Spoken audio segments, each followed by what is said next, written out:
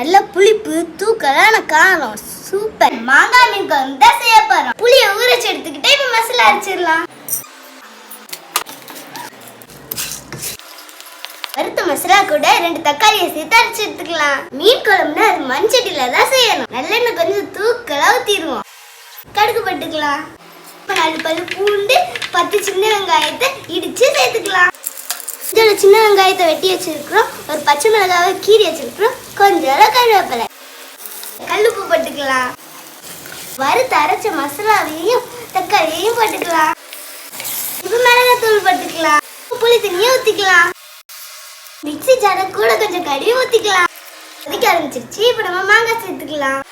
குழம்பு நல்லா காஞ்சிருச்சு. இப்ப நம்ம பண்ணை மீன் போட்டுக்கலாம். மீன் போட்டு ஒரு 5 நிமிஷம் கொதிக்கட்டும். வணக்கம் மாங்காய் மீன் குழம்பு ரெடி ஆயிடுச்சு. சாப்பிட்டு பார்த்துக்கலாமா?